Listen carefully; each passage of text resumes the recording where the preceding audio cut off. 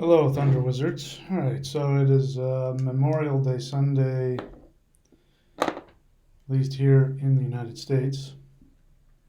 So I don't know what you're doing if you're out and about or whatever you're doing. Um, I was thinking about what I wanted to talk about tonight, and what popped into my mind was uh, how necessary it is to be fearless when it comes to spiritual growth. It's just another way of saying that if you want to be able to understand spiritual concepts, if you want to be able to grow spiritually, if you want to gain spiritual power, then you're going to have to be willing to drop all of your emotional agendas. I have my pet peeves, and I could go into them. Problem is that when I get specific about certain beliefs or certain paths or certain whatever, is that people get all in a tizzy, and they don't like that because for whatever reason, it must be a karmic thing. I attract people who have a lot of fear, and so they have bought into a lot of fear-based belief systems, political, spiritual, philosophical. And but that makes sense because I am a thunder wizard and I'm here to um, to fight against negativity. And so if people feel like they're being attacked by negativity, then I'm a person that they would want to come to. So if you go back to one of my earlier videos where it was free shamanism certification videos. Go back and watch those. I give you, a formula for how to move on this path. And the first one is you got to drop all fear-based belief systems. That means any belief system that comes from fear. Christianity is a perfect example. If you don't believe in Jesus, you will die and go to hell. It's fear-based. It's also guilt-based, which is fear as well. Um, don't eat meat because if you eat meat, you will never achieve enlightenment. That's fear-based, so you got to drop that. I'm not saying if you want to be vegan or vegetarian, go right ahead. I have nothing against that. In fact, I have a lot of respect for it. But um, here's why this is such a big deal. Because when you are in fear, you are in survival mode. Now, survival mode is like when you're in a war zone. I am stopping because it's red. Because again, the fucking internet here is ridiculously slow, especially on the weekends. When you are in a war zone, then you have to, you have to focus on not dying. And so that's when you go in fight or flight. Fight or flight is me versus them. When it comes to spirituality, if you have a me versus them attitude, then you can't take in new knowledge. You can't. So that's why if people follow any kind of fear-based system, whatever the hell it is, the elites are alien creatures who won't allow you to reincarnate, and they, everything, no matter what it is, the school systems, the local government, whatever the hell it is, if you think they are out to get you, you are automatically in a survival state, which means that you are operating from um, your primitive brain, which is all about fight or flight, eat it or fuck it, even tend or befriend, people who are very codependent and passive aggressive. This is all coming, you're all in that place of me versus them. You can't learn anything in that position, and you can't gain any power. I talk about this when it comes to being able to absorb power from the universe. You can't do it when you're in that state. In fact, in the martial art that I practiced, it was an energy-based martial art. In order to be effective in a combat situation, you had to be completely relaxed, in a meditative state. Then you were deadly. As soon as you stiffened up and tried to, then you were a target. I've said this before, but one of my pet peeves is that people don't pay attention, and it's rather unfair of me because I my judgments on people that people don't pay attention or whatever. Um, it's because they are in a continuous fight or flight mode. And when you are in a fight or flight mode in your mind, in your spirit, even if you're just driving down the street or walking down the street or going to work or whatever, from an emotional standpoint and a spiritual standpoint, you are still locked in a me versus them. And people spend their whole lives that way. That's why a lot of times when people get old, they end up with all these major illnesses. It's because all of that tension throughout the decades of their living ends up going into the tissues, and you know that's why they end up being. I mean, I lived it. I was in a bad marriage for 10 years, and at the end of those 10 years, I was racked with physical pain because all of that. I was just constantly on edge, on an unconscious level. So you can't. What I'm saying is that it's impossible for people to stop, pay attention, and put effort when they are unconsciously, continuously running in fear from something. And anger is fear as well. If you're an angry person, it's because you're fearful of something. Because anger is a defense mechanism, and you only get angry when you think that you are under attack. Which is why people, who go crazy with, go off the rails politically, are always angry and they're screaming and yelling about this. It's because, that's why anger works, by the way. That's why if you want to be successful in politics, all you have to do is just find who the devil is and say, they are, whoever they are, what they're doing. And it doesn't matter. People don't actually bother to, to research facts. They respond emotionally. And if they're already in that state, then all they need is for somebody to scream at them, watch out for those people, they are going to do it to you. And as soon as you get in that state, it doesn't matter whether it's true or not. All you know is that now you have an excuse for your continuous feelings of persecution and then the anger. That's why people, when it comes to religion and when it comes to politics, they always get angry. Religion is the same, is because religion, people are afraid of death. And so they buy into a religion that will, give them an excuse. Again, Christianity, perfect example. You don't have to, the way Christianity is set up is that as long as you believe in Jesus, you're good. You're saved. You don't have to worry about your actual behavior or your thoughts, and it's, I can remember way back when I was a Christian, the movie Gandhi came out. If you've never seen that movie, it's like that 4-hour movie about Gandhi.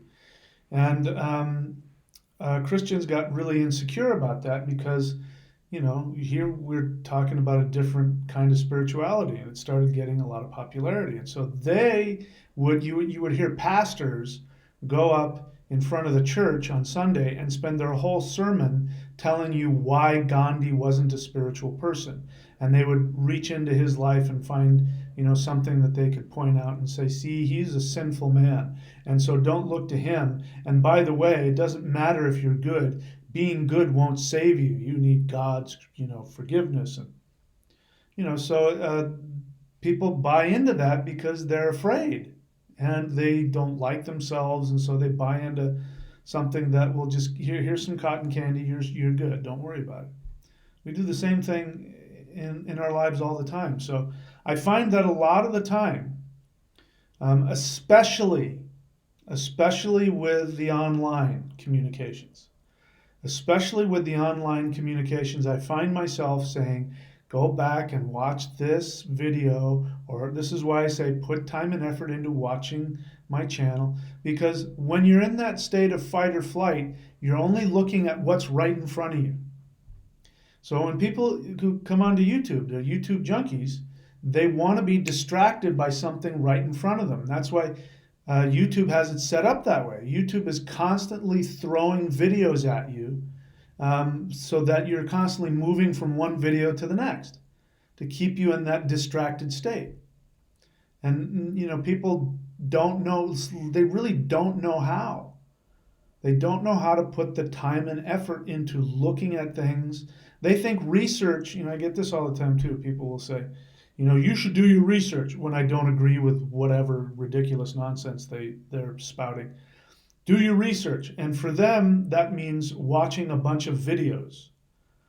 And so for them, research is watching videos that will tell them what they're expecting, as opposed to what real research is, where you look at the data and you look at both sides of the argument. If there's only two sides to the argument, you look at both sides and you investigate. You say, well, let's see what these people have to say, and you investigate the data.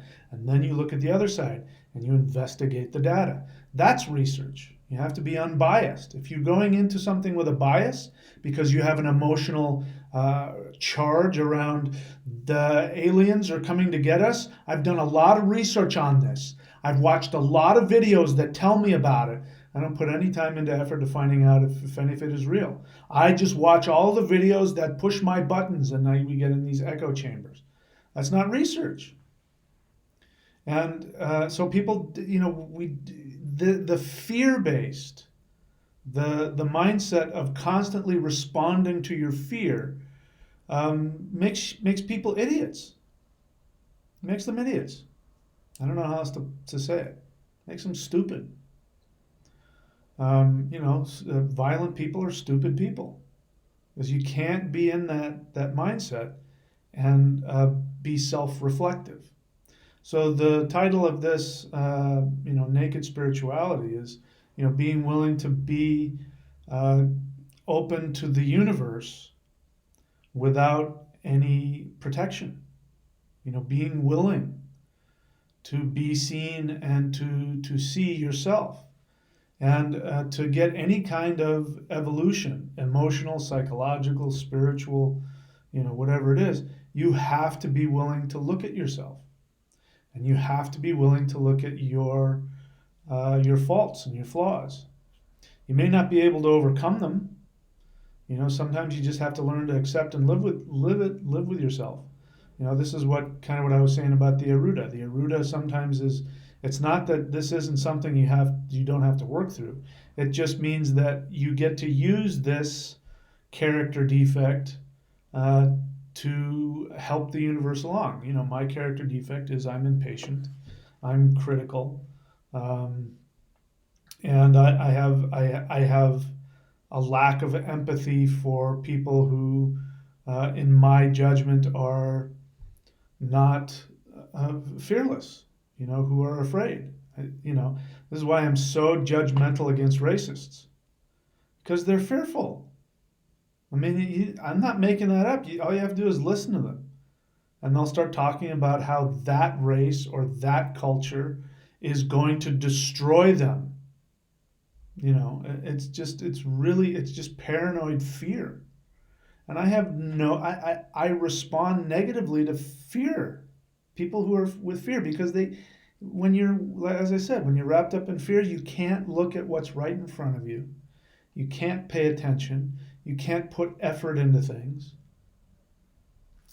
So, there's that. There was something else that I wanted to say, but it sort of flew out of my head. So, I don't know that I really had a whole big thing to talk about, but I am willing to take any questions in case there are any out there. It doesn't look like there are any questions. So, what I will do for the moment, speaking about being fearless, is we will talk about, let me just see how many people are on tonight. Yeah, there's 21 people on. We'll take a look at Celestial Qigong. I'll think about if there's something else I want to say. If you have a question, go ahead and ask it, and we'll take it from there.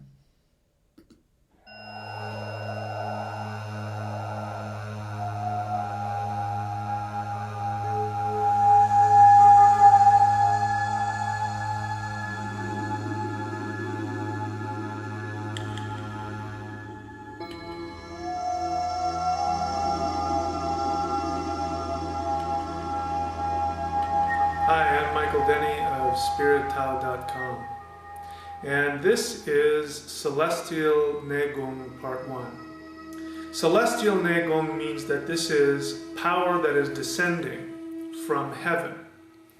And the idea is that we are all microcosms of the entire universe. You are the entire universe, and everything around you is simply the projection. You are looking within yourself. So when you look up into the stars at night, you're actually looking deep within your own body. When you look at the sun, the moon, the trees, the flowers, you're looking within yourself. This is Negong. And so what we're doing is we're simply releasing that infinity from within us. You are tapping into and releasing the power that is within our own body, our own cells, our own organs. So one of the reasons that I'm making this DVD is in the hope that the essence and the spirit of the teaching of the Shang Qing arts can be taught to the world at large, and it is my hope that the core essence of what the Shang Qing tradition is will continue to live and grow and evolve. As we move on into the Aquarian age, everything is changing. I don't need to tell you that. The entire world is changing, and what we are seeing now is that if people hold on to external things, they are very challenged in life. And those who are making the transition into the next phase that we are moving into in the world as we approach 2012, those who look within and find their source of strength from within, those are the people who are getting the most out of life and will make the transition into the next phase of evolution most comfortably. It is my belief that the Shang Qing tradition is one method whereby human beings can evolve into the next level of being in the most comfortable fashion and be able to take advantage of the rapid, energetic, mental, and spiritual changes that are going on in the world today.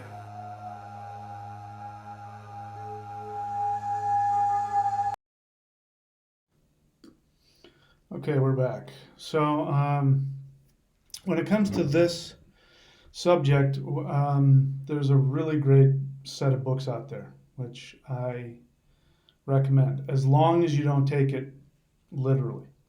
And that is the first few books of Carlos Castaneda.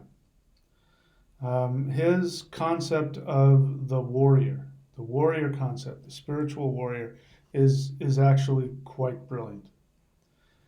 His books towards the end get really stupid and are actually the opposite. They're very fear-based, and that's because he was a crazy fraud cult leader. But his first few books were quite brilliant, and I don't know how much of that he came up with himself or how much of that he hijacked from other spiritual practices, which is he was known for. He hijacked a bunch of spiritual practices, and, which is, he was a syncretist. I just wish he had been honest.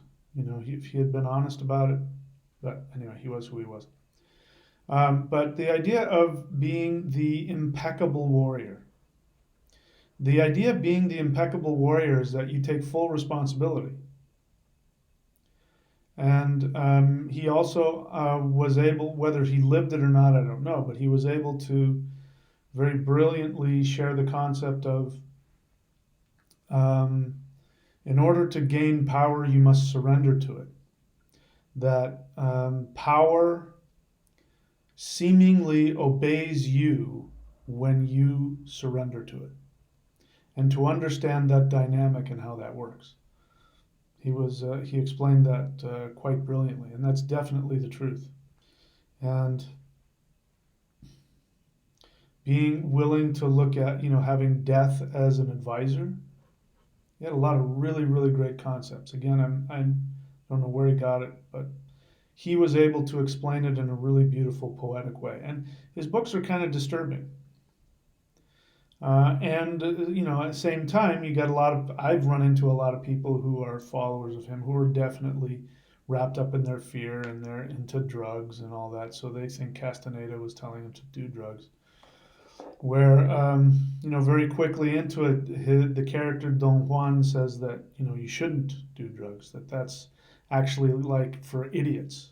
If you're an idiot, then you have to do something like take peyote one time to crack you open, so that you'll be open. But basically, the message was that that's only for stupid idiots, and if you're really evolved, you don't need to do that. It's unnecessary, and I completely agree in terms of that.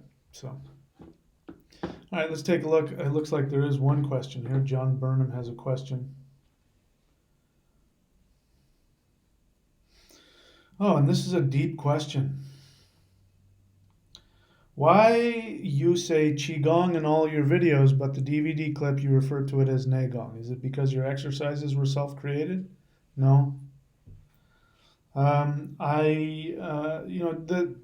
The difference, I don't know if you're asking because you are familiar with the difference between Qigong and Neigong, but Neigong means internal work, Qigong means energy work. And for some reason, and this was years ago, this was probably 10 years ago that I was in that community, so I don't know what the thought process is these days, but I'm looking at the fucking internet blinking red. God, that annoys the shit out of me. But there was, in the West, people get all bent out of shape over Qigong versus Neigong.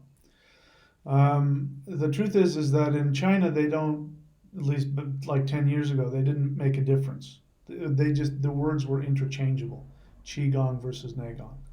I chose the word Qigong because people don't know what Neigong is, and I wanted to sell my videos. So I changed the word to Qigong so that when people go online looking for Qigong and they type in Qigong DVD or videos or something like that on Google, that I wanted my product to come up. And also because it was, people understood that more. So there's no deep reason for that. All right. Any other questions? So let's talk about the Aruda Lagna then. So I just put up some videos about the Aruda Lagna, and I've come to some understandings about that, which I talked about. But um, if anybody, has gotten a reading from me and they have an Aruda Lagna in the fourth or seventh house, actually, sorry, the fourth or the 10th house, then you may need to take a look and see if it needs to be changed. If you've got an Aruda Lagna that's in the fourth house, it's probably the seventh house is your Aruda Lagna. Yeah. It could also be the 10th house. So, anyway. I recommend that you watch those videos about that and take a look at that. I was going to talk about the Aruda Lagna because I like the concept of using our character defects as a window into our spiritual awareness. And what I've come to the conclusion about the Aruda Lagna is, as I shared in the previous video, that your Aruda, when you're born, you come here and you experience life from your own perspective. But for most people, and I've come to the conclusion, not all, but for most people, how you experience yourself is not how you are seen. People see you based on your Aruda. And your Aruda is your reflection. And your reflection will reflect something about you that you have not been able to psychologically accept about yourself. It's going to be something that you have an ego battle with yourself about. And so you have unconsciously distanced yourself from an aspect of your personality which is actually can be used as a strength. And so you will either go through life and you will work through that and allow that part of you to be incorporated into your identity, in which case you will get success, because the Aruda Lagna will tell you what your success is, or you will fight with it on an unconscious level, in which case it will be a character defect that will cause people to want to sabotage your success. It will cause people to not want to be around you, and your experience will be, why don't people understand me? And what they're reflecting is that you don't understand yourself. You haven't incorporated that aspect into your own experience of yourself. And the concept of doing, what is that? Taking contrary action. This is a really essential spiritual practice. And again, this was something that Castaneda taught really well. And he, in his books, he would have you, he had an interesting way of putting it, and I don't remember what phrase he used, but it was the same thing. It was basically, when you get to a plateau, then you start to do things that are uncomfortable, that go against your ego. And his idea was the sorcerer, as he called them, the sorcerer was constantly looking for ways to jolt his assemblage point. And again, there's no such thing as an assemblage point. It's nonsense. But it's a really great metaphor. And the metaphor is that, according to him, on the body, somewhere on the body, there is this ball. And wherever this ball is, it takes in energy and then creates your universe. And depending on where this ball of light is on your spinal column will determine what universe you're in. So he makes this really fantastical claim that, if you can shift your assemblage point, into a completely different location, that you'll phase out of this reality and you'll appear in another reality. And he says, that's what sorcerers are trying to do, so that they can become fully aware on all different levels, is the idea. It's a really, really great concept. And so it is our ego, according to him, that lodges the assemblage point in one's position. So that means that, the human race, in order to be part of the human race and live in this reality, we all have our assemblage points basically in the same place, so that we can all experience the same vibration of reality. And so sorcerers who seem to be able to, break the laws of reality, well, all they're doing is they're shifting their assemblage point, which means they're shifting their perception. And he says the only way to do that is if you can let go of who you think you are, which is your ego. And bear in mind, the ego is a necessary construct. The self, the identity, is a necessary construct in order to be able to survive. Without it, you wouldn't be able to survive. You'd be, this is kind of what happens with people with schizophrenics. They can't really comprehend who they are or where they are or what's going on. There's a movie out there, I forget the name of it, where this genius musician who's schizophrenic, and his friend or his doctor or somebody are standing there, and there's a plane flying overhead, and the schizophrenic asks him, "Are you flying that plane right now?" And the guy's like, "No, I'm right here." It's because, from our perspective, we're only in one place. We can only be in one place at one time. For the schizophrenic, there's no specific time or place. They're not anywhere. And it's because part of it is because, at least I'm saying that it's because they don't have a clear sense of self, a clear ego. But having your ego locked, then you forget that the ego is merely a vehicle through which you experience three-dimensional reality. I am this, I do that, this is who I am, these were my parents, this is where I came from, this is what I believe. We get attached to these things. I was talking about politics earlier, and this is a huge one. I mean, it just fucking blows my mind. It just absolutely blows my mind the lengths that people go to not look at the facts. I mean, I know it's human nature, but I'm looking at it and I can't believe what I'm seeing. That people are so attached to their emotions about who they want to like and who they don't want to like. And again, it becomes a popularity contest. And nobody's ever in the middle. They're either the worst human being that's ever lived or this is the best person that's ever been alive. I made on my personal Facebook page, I made a quote about John Voight's recent tweet about President Trump. And listen, I don't care if you like him or don't like him, but I'm sorry, this is not true. What John Voight said. John Voight said that President Trump was the best president we've ever had since Abraham Lincoln. Like, come on, are you fucking kidding me? Even if you like the guy, I can't believe that you would say that about him. And again, it's just the lengths that people will go to either deify somebody or demonize them.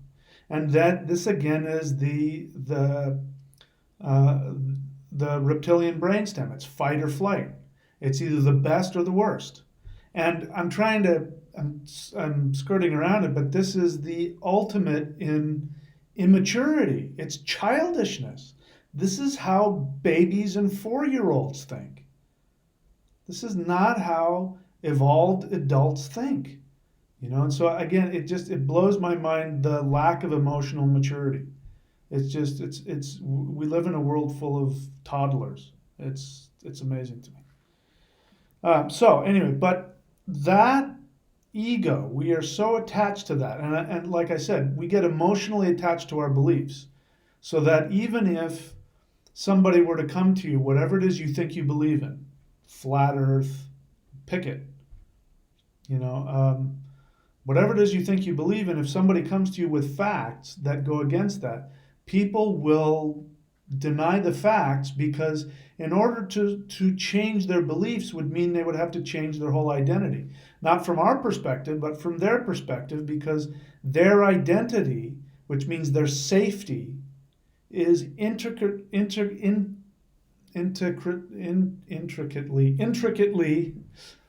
woven into their belief. They are their belief. And for them to change their belief, it feels like death. And again, we come back to people are afraid of dying.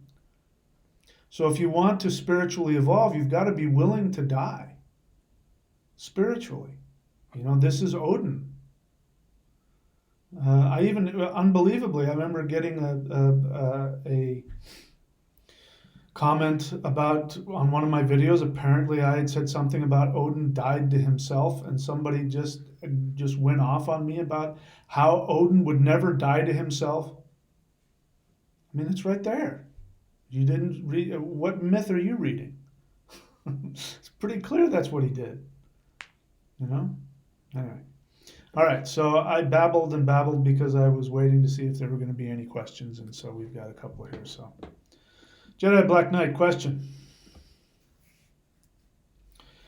My Aruda falls in Aries in the 7th house, as per the updated rules. Would you recommend wearing red? I don't know.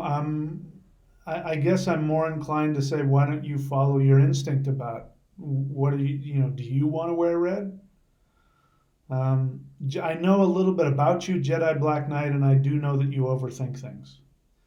And you do over perseverate on details. So I would say, listen to your instinct.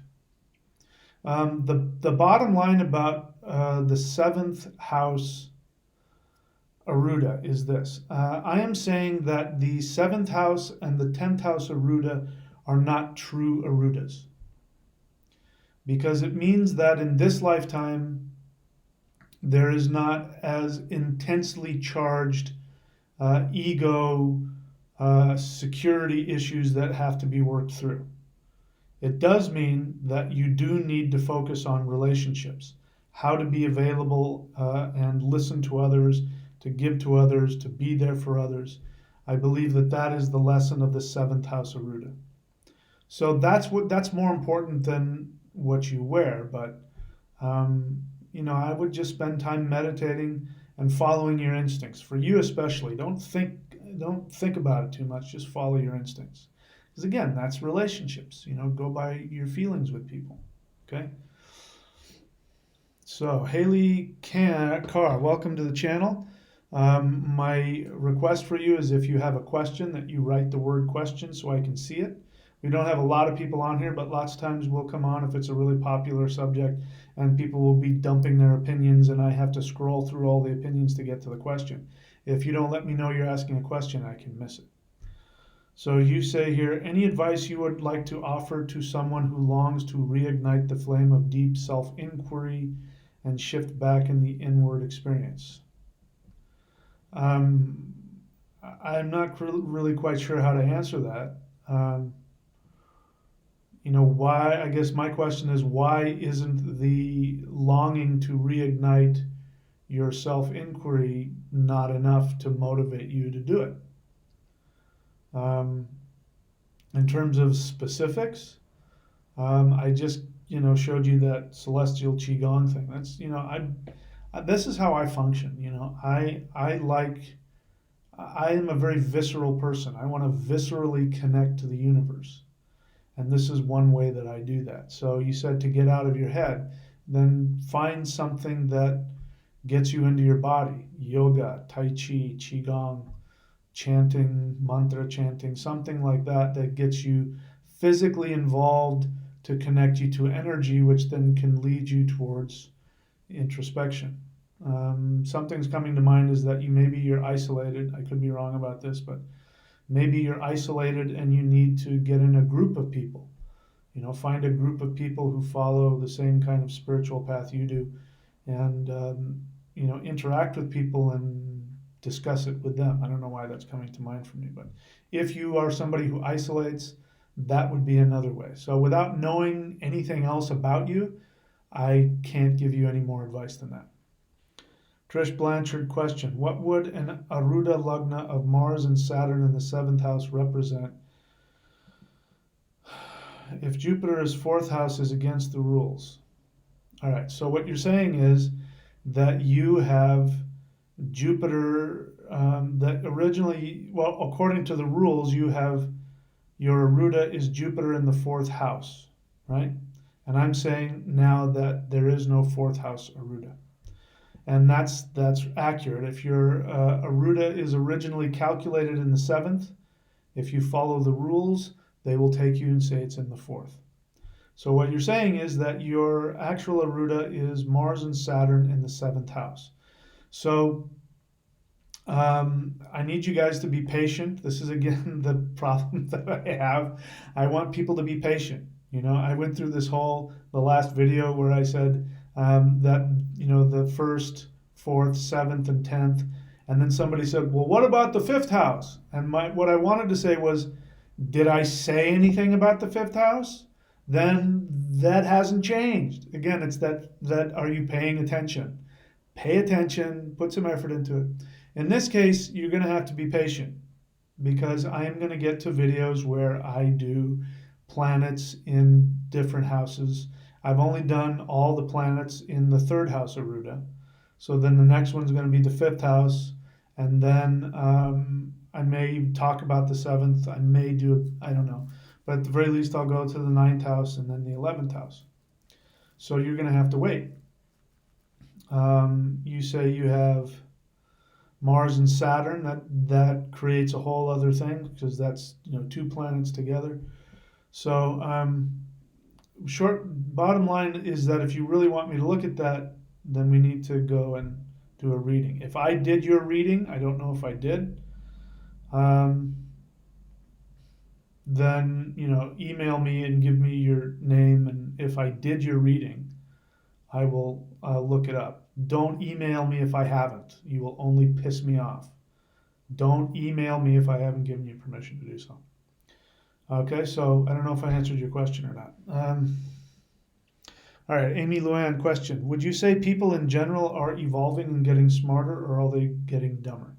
It makes me want to ask you, why is that important to you? Why are you asking that question?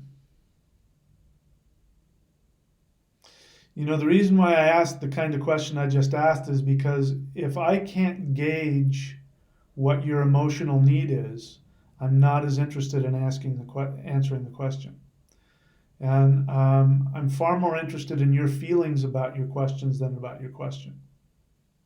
So why do you care? Why aren't you thinking about yourself and asking, are you becoming more evolved? Or are you getting, what is this question about? Why do you care whether or not people are or are not getting smarter and evolving? And you can answer that. If you can answer that, I'll answer your question. Adrian Potts, question: do you think that the way we count time is a dogma? I don't know where this is coming from. And now, okay, so it's not really a question. You're going to tell us something. I feel that the Gregorian count keeps us in a state of disharmony. Why? Why do you feel that way? So you're again, Adrian. You're not really asking me a question. You're following my request, which is only ask a question. But what you really want to say is that you feel that the Gregorian calendar is creating a state of disharmony. I don't know if it is or not, but it smacks of conspiracy mindset. And, it's one of those things that, well, then they created this and it's causing disharmony in the world. Why? I don't know why. It's arbitrary. The Mayans had their calendar, we had our calendar, and it's an arbitrary thing. Who gives a crap? I don't give a shit about what calendar somebody uses or doesn't use. It's like numerology. On the one hand, I think numerology is kind of cool, but at the same time, it's arbitrary. People say, my clock says 111. I keep seeing 111 on my clock. What does that mean? Doesn't mean anything. Because it's not 111 in basically everywhere else in the world. It's some other time. So it shows a narcissism of how you look at things. I'm not saying you're a narcissist. I'm just saying it's arbitrary. It worked to help people be able to function. We need it.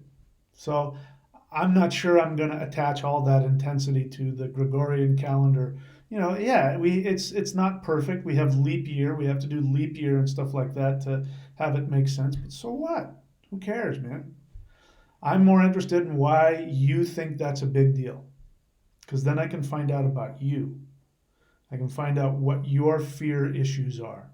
And then I can help you let that stuff go. Again, I smell that underneath it. There's some fear under there.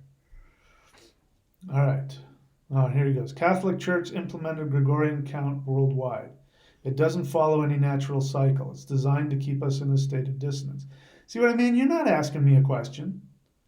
That's your opinion. And that's an assumption.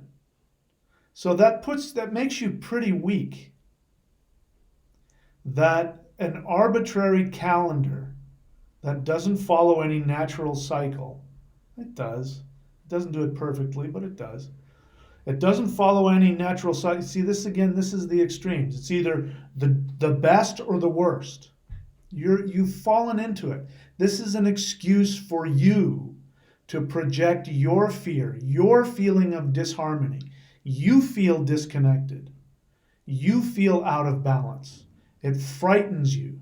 You feel out of control. And so you're projecting onto the world, and you heard something somewhere. Somebody said that the Catholic Church created this, and it's designed to make you a slave, and you bought into it, and now you can take all of your insecurities and your feeling of disharmony and project it onto this arbitrary calendar and blame that for all kinds of things that it may not, who cares? And again, you're not asking a question. This is your thing. If you believe that, you should go make a video about it. Go make a video about how the Gregorian calendar and the Catholic Church created this to make everybody a slave and, causes illness and whatever. What your question was designed to do is to get me to co-sign your emotional attachment, your agenda about this, whatever it is, which is really a reflection about your internal state of being. So the best way that you can handle it is to ask me how you can overcome that. How can you overcome that fear? And ask questions about that. That's a better line of questioning for me, instead of pretending to ask a question and then use it as an excuse to throw out your opinion. Okay. Amy Luann is going to respond here. I guess my question probably comes from my own fearfulness about what's happening to people, the political situation, etc. There you go. Thank you for your bravery. That's kind of how it felt to me, but I didn't know. And I can understand that. I'm sharing, as I'm doing this video, I'm sharing with you my judgments on people and my pet peeves and the things that bother and annoy me. But as I've just been saying, that's my projection. That's my projection onto the world. And as I said, I'm being a little unfair. People are trying. And if I have more compassion, I'll be able to see that people are in a fight or flight mode. And my job is to be able to, to get their attention and to help them let go of that. And to be able to learn how to be okay with themselves and to connect with the universe. This is why every time I come on here and people stop asking questions, I throw up the celestial qigong, because that is the most powerful method I know of to connect directly to the energy of the universe. Now, it doesn't mean that just because you connect to it that you are going to then learn how to drop your issues and become open and fearless and trusting of the universe. It doesn't mean that'll happen, but it sure helps. So that's why I recommend it to everybody. I recommend doing celestial qigong to anybody who wants to feel connected, who has fear.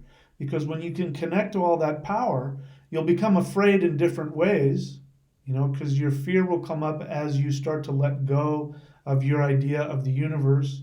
Your idea of the universe will change, which can be very frightening. Your identity will want to change, which will become frightening. Your unconscious issues will want to come up, which can be frightening. But that's kind of the good kind of fear, as opposed to the defensive fear that I'm talking about, which wants to point fingers. How everybody, the Gregorian calendar, the elites, whoever it is, they're doing it to us. Right? All right. Adrian Potts, if you, is this part of your question here, or you're answering my question? Wondering about recalibrating astrological applications for different calendar. Vedic astrology already did that. So bear in mind that Western astrology goes off of an outdated, very outdated understanding of the progression of the sky, and it's called the tropical zodiac. It's you're looking at it from the wrong direction, and it's off. So they already did that. It's called the sidereal zodiac. So if you're asking how can you change astrology to match it, they already did that. That's why I keep telling people that Western astrology is off and don't follow it. It's off by 24 degrees. It is continuing to go off. It goes off by 1 degree every 72 years. So whenever you get your Western chart and you look at where this planet is in this house, it's wrong. It's off by 24 entire degrees. That's how the sky would have looked 2,000 years ago, not today. Okay? So there you go. That is, if you want to do that, I've become a Vedic astrologer. Amy Luann, did I answer that? Okay, yeah. We did already talk about that. Okay. All right, no more questions? Let's see. Do I have anything else that I want to say? Do you guys want to see whenever you don't ask me a question, I'm going to sell you on something. And I do it fearlessly, and I'm proud to do it because this is my job. I believe that the things that I'm teaching are things that people can use to recalibrate themselves and find things they didn't know they were looking for. So let's talk about neo.thunderwizard.com. There are 4 tools that you need. And again, I am mystified at the amount of people that come onto my channel and watch my channel religiously. They watch all of my videos. They come to, many of them will come to all of my Q&As, and they buy almost nothing of what I'm sharing up here. Even if I say, I think you need this. This is important for you. You need this, it's, anyway. So it mystifies me. But let's talk about why I put this together, neo.thunderwizard.com. There are 4 things you need, basic things that you need in order, in my experience, to get the most out of spirituality and to get the most out of life. This is what I've learned through my experience. I'm not pulling this from some other scripture that somebody wrote. This is something I have proven in my life. First thing is you need to know where you're going, which is what I call your soul desire. When you were born programmed. Your soul was programmed with a direction and a goal and a purpose. And the way that you know that you're following that is it gives you joy. The challenge is that as you go after your joy, you have to work through all of your karmic resistance to it, which comes in the form of, should I follow what makes me happy or should I make my parents happy? Usually. So that's the first thing. You need to know where you're going. When you know where you're going, you have a clear destination, you know what your soul desire is, then you're going to need a vehicle to get you there. That is what the celestial qigong is. It is life force energy that will fuel you. It will change your ability to know how you look at the universe. It will connect you directly to the ancestors so you can get direct guidance. Either, sometimes people get direct guidance or they just get more of a clear direction, like a flow in their life. So once you know where you're going, you're going to need a vehicle to get there. That's the celestial qigong. That's number 2. Number 3 is you need to know what the rules of the road are. You need to know how the universe functions. And this is the 5 rules to master the matrix. When you understand what the 5 rules to master the matrix are and you implement them, the universe responds to you directly. It's like you have this magical power to tell the universe what to do. And then the 4th one is what we're doing here, which we're going to expand upon in the coming months in the Patreon channel, the Manifestation Mastery course, which is going to go in depth. And we're going to do these kinds of question and answers, but we're going to go even deeper, and I'm going to have more of an interaction with you.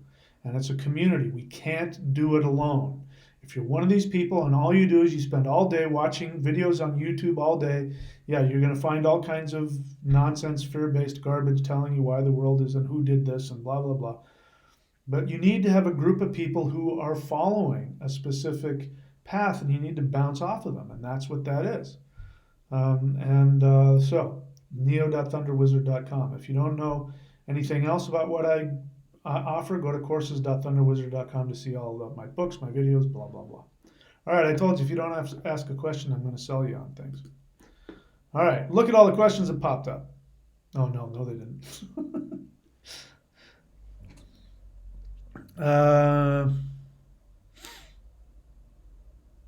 Trish Blanchard, question. What do you think is the spiritual, metaphysical, or psychological meaning behind autism? I don't know. I can't give an answer about something I don't know anything about. Rob Chopra, this is my first time on your live channel. What type of questions do we ask? Well, since it's your first time on my channel, you probably don't know what to ask. So this is why I recommend that you go on to my channel and watch the videos so you get an idea of what I teach, or go up to courses.thunderwizard.com and see what kind of books I write. It's going to be difficult unless I've got a clear subject, which I don't today. Unless I got a clear subject about something, you can ask whatever you want. But as you just saw, if I don't have the answer, I'm not going to pretend to have an answer. All right, so I don't see a whole lot going on here, so I'm going to go ahead and call it an evening. We've been on for about an hour. I've already done all of my business, selling things. So, bottom line is, in my experience, if you really want to grow spiritually, you are going to have to be fearless and be willing to look at yourself and be willing to look at how you can change the ways that you think. Looking at what you're afraid of and letting go of them is a very powerful thing to do. And again, in my experience, one of the main things that causes problems in all areas of life is people not paying attention and not putting effort into things. And we do live in a society that wants to keep you from doing those things. And it's because, that's what the majority of people want. The majority of people don't want to do that. They don't want to put the time and effort into looking at themselves.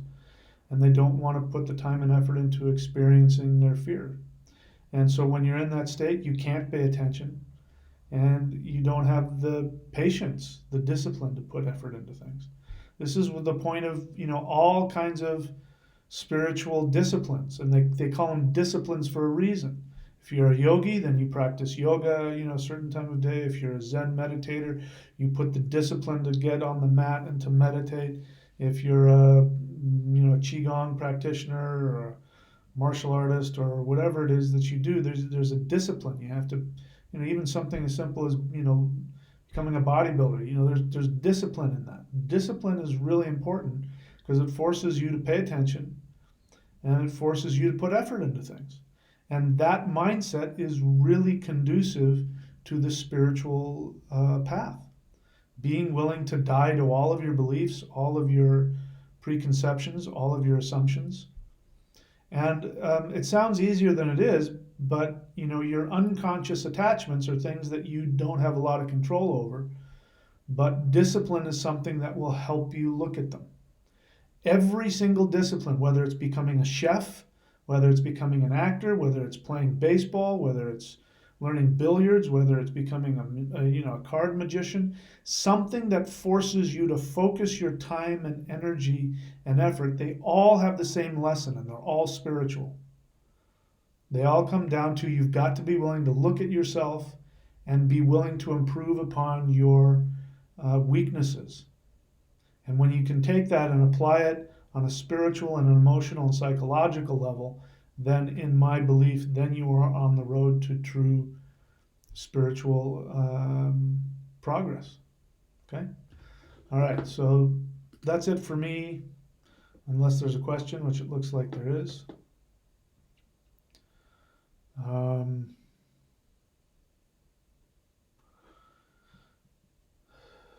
Ancient Earth Sanctuary. Question. My Aruda is 7th house. All right. I've always been focused on relationships and others. Could you talk about the 10th house Capricorn? Well, if your Aruda is in the 7th house, why do you want me to talk about the 10th house? And as I said, asking me to look into 10th house Capricorn with Rahu, Mars, and Venus, that's very in depth. And for that, that's kind of something that needs to be done in a reading.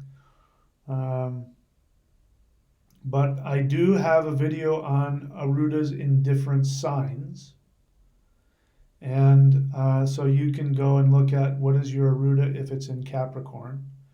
And, you can apply. It's real simple. If you're familiar with it, all you have to do is go research what is Rahu, Mars, and Venus. What happens when you have Rahu, Mars, and Venus together. Then you can apply that to the 10th house. You have to find out which one of those planets has the most number of degrees and all that. What I'm saying is do the research on it, because to ask me to talk about all that, that's a very in-depth thing. And unless we're doing a reading, I don't want to waste everybody else's time talking about that. But I get the sense that you know something about Vedic astrology. You can do some research on it. And I will at some point get to talking about the different houses. Right now, I've only done what is your Aruda in the third. Okay, what else?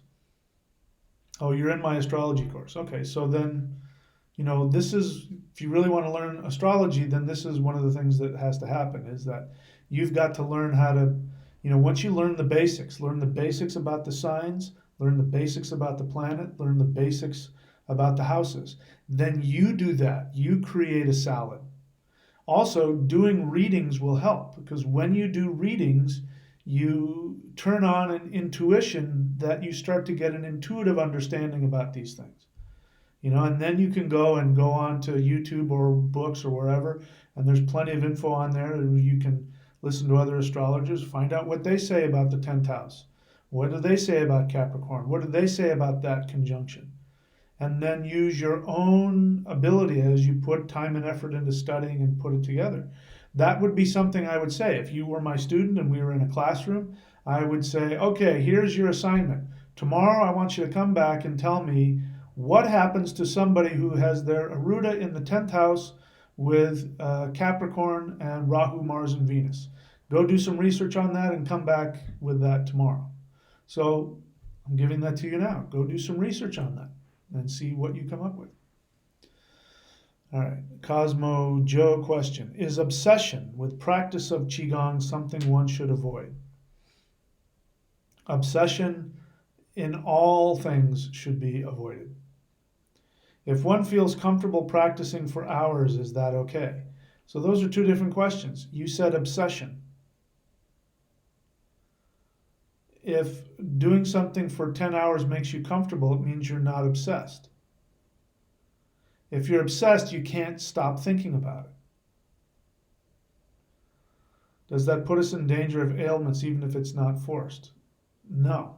I mean, Qigong, this is, there are people out there who, there are masters apparently who, when they get to a certain point in their life, they don't sleep. They will stand in a posture all night, or they will sit and meditate all night. They won't actually sleep. And it's working for them. So, no, if you're practicing for a long period of time and it's comfortable for you, and you feel better afterwards and you function better during the day and your relationships are better and your finances are better and you're happier, then it's not an obsession. Okay, and if you are, you're a very disciplined person, so congratulations. Okay, so that's it for me for the time being. I'll be back whenever I'll be back. I'm getting close to leaving. It's just about 3 weeks before I'm out of here, so I'm in the home stretch. Things are probably gonna start getting pretty crazy here. So you may or may not see a lot of me for who knows, but I'll keep you posted on what's happening. Wish me luck.